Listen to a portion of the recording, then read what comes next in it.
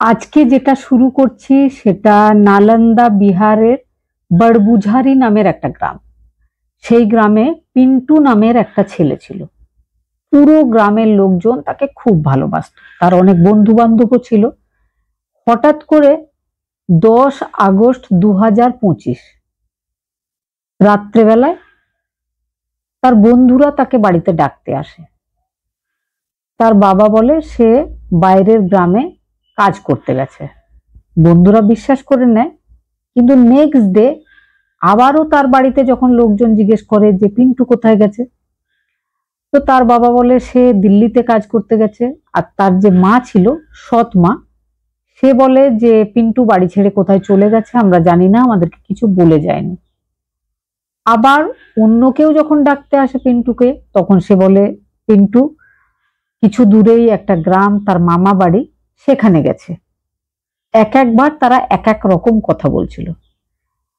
আর আশেপাশের যে লোকজনেরা পিন্টুর সাথে কথা বলতো বা পিন্টুকে খুঁজছিল, তারা ভাবলো পিন্টুর সাথে তাদের এত ভালো সম্পর্ক, পিন্টু যদি কাজ করতে গেছে বা মামা বাড়ি গেছে, তো বিকেলেই তো পিন্টু তাদের সাথে ছিল, তাদের সাথে তো কই পিন্টু কিছু বলেনি। পিন্টু তো তাদেরকে না বলে কিচ্ছু করে না। আর পিন্টুর যে মোবাইল ফোন, সেটাই বা সুইচ অফ কেন, তাদের সন্দেহ হয়। তার মধ্যে পিন্টুর দুজন বন্ধু পিন্টুর যে মামা বাড়ি কিছু দূরেই একটা গ্রাম, সেখানে যায়।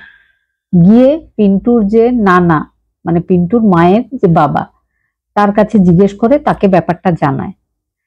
তো পিন্টুর নানার সন্দেহ হয়, তিনি স্থানীয় থানায় গিয়ে পুরো ব্যাপারটা জানিয়ে পিন্টুর একটা মিসিং ডায়েরি করেন।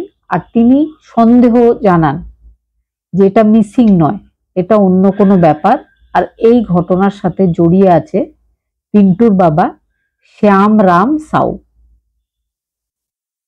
পুলিশ ব্যাপারটাকে দেখার জন্য শ্যাম রামকে ডেকে পাঠায়, শ্যাম রামের সাথে জিজ্ঞাসাবাদ করে।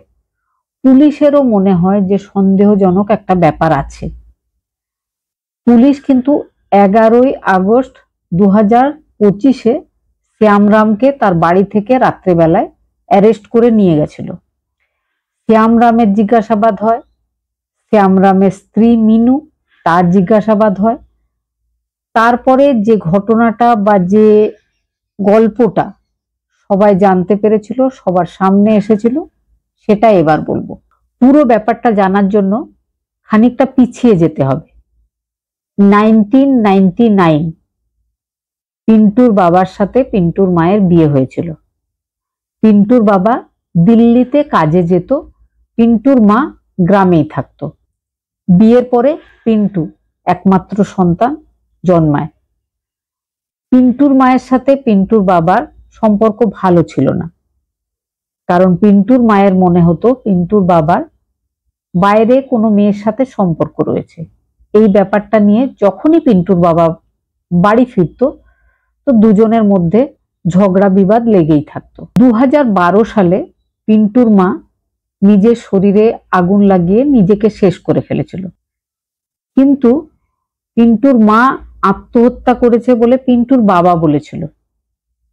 বাকি কিন্তু এই ব্যাপারটা পিন্টুর বাবা পুলিশে খবর দেয়নি, পিন্টুর বাবা পোস্টমর্টম করায়নি, পিন্টুর বাবা পিন্টুর মায়ের যে বাড়ি, পিন্টুর যে দাদু বা নানা মহাদেব সাউ, তাকেও জানায়নি।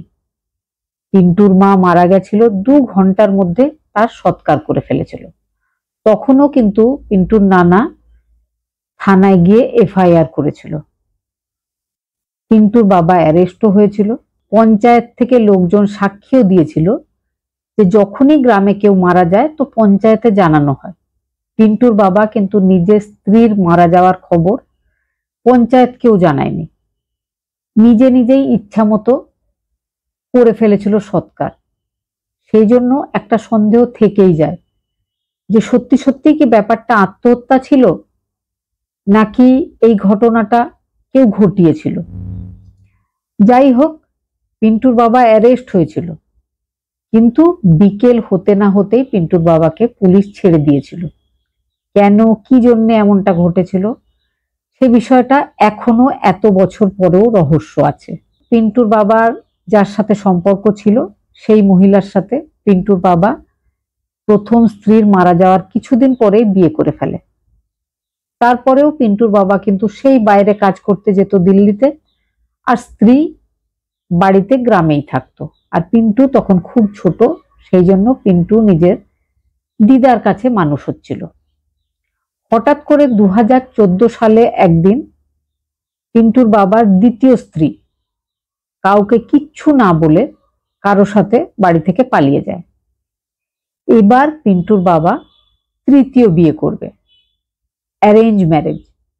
এক ডিভোর্সি মহিলা, তার নাম মিনু, কিন্তু সে বয়সে পিন্টুর বাবার থেকে অনেকটাই ছোট।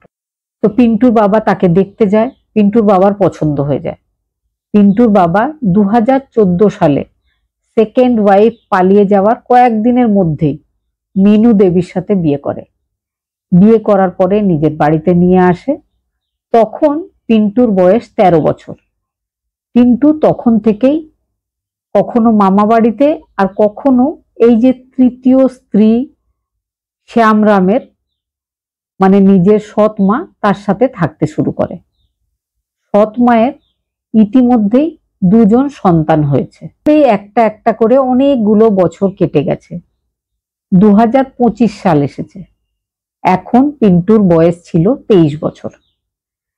গ্রামের অনেক লোকজনের মতামত যে পিন্টুর সাথে পিন্টুর সৎ মায়ের বা পিন্টুর বাবার তৃতীয় স্ত্রীর একটা অবৈধ সম্পর্ক আছে বলেই লোকজন মনে করে। কারণ তাদের মধ্যে যে সম্পর্কটা আছে সেটা কখনোই মা ছেলের সম্পর্ক নয়।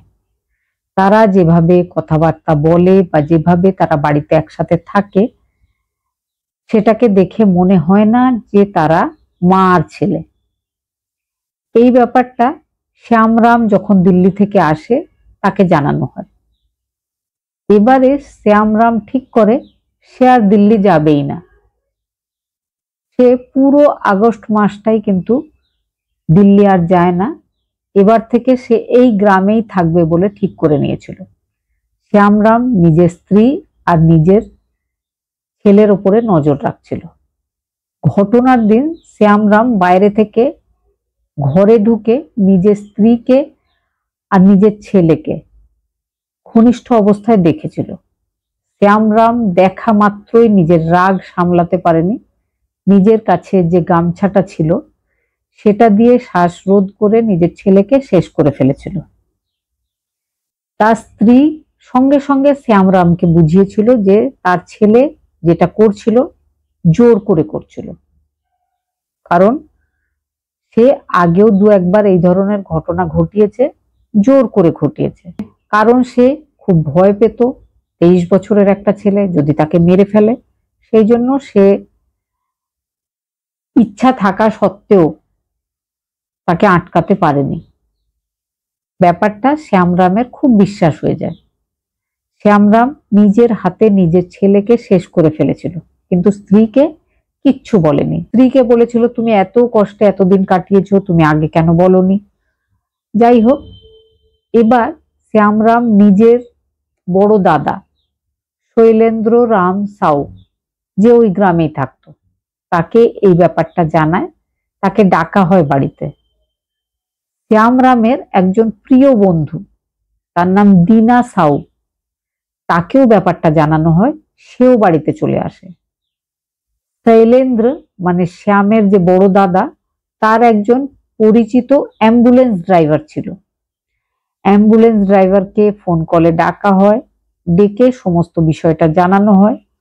বড় অঙ্কের টাকা দিয়ে তাকে রাজি করে নেওয়া হয় যে তার অ্যাম্বুলেন্সে করে পিন্টুকে নিয়ে যাওয়া হবে। সে রাজি হয়ে যায়। তো সবাই মিলে পিন্টুকে তুলে নেয় অ্যাম্বুলেন্সে।